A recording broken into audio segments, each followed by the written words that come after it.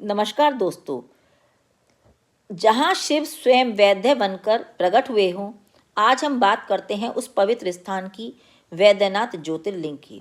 लेकिन यह वैद्यनाथ नाम कैसे पड़ा, यह ज्योतिर्लिंग कैसे बना, इसके पीछे क्या रहस्य है, हम इस कथा को जानेंगे और मैं आपको इसको बड़े संक्षिप्त और सरल भाषा में बताने की कोशिश कर रही हूँ। यह कथा रावण और शिवजी से जुड़ी है।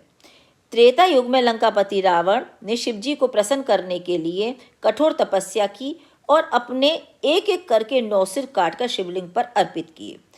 इससे राजा रावण जब 10वां सिर काटने चला तो भगवान शिव वहां पर वैद्य के रूप में प्रकट हुए और उसने राजा रावण को जब देखा कि सिर कटने के बाद वह दर्द में न तो तड़फ रहा है, तो सबसे पहले वैद्य बनकर उसका इलाज किया।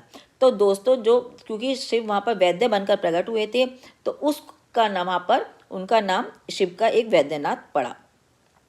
तब उन्होंने उसका इलाज किया और फिर राजा रावण से कहा कि मैं तुम्हारी तपस्या से प्रसन्न हूँ, बोलो क्या मांगते हो।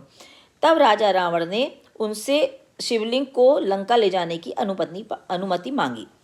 शिवजी ने कहा कि यदि शिवलिंग को रास्ते में जमीन पर कहीं पर भी आपने रखा तो वह वहीं स्थापित हो जाएगा।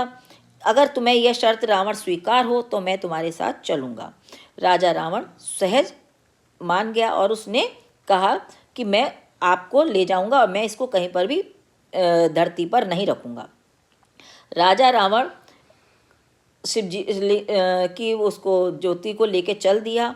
तब उसे सब देवता चिंतित होने लगे कि यदि ये ले गया तो बहुत पावरफुल हो जाएगा, मतलब और भी शक्तिशाली हो जाएगा।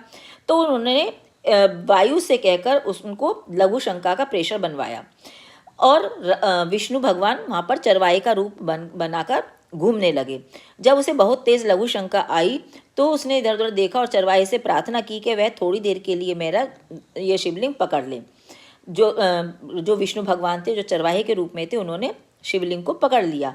जब राजा रावण लघु शंका के बाद लौट कर आया तो देखा कि वह शिवलिंग जमीन पर रखा है। उन्होंने चरवाहे से कहा कि तुमने ये क्यों रखा, तो बोले ये बहुत भारी था और मैं इसे बहुत देर तक नहीं उठा पाया। अब उन्होंने बहुत कोशिश करी रावण ने, लेकिन ज्योतिर्लिंग तो वहीं स्थापित हो गया।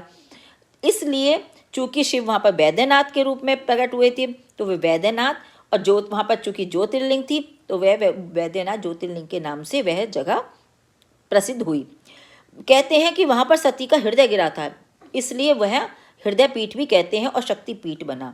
तो दोस्तों, यह थी कथा मेरी वैद्यनाथ धाम और ज्योतिर्लिंग की और हृदय पीठ की। उम्मीद है आपको समझ आई होगी। अगली बार मिलते हैं नई कथा के साथ। तब तक नमस्कार।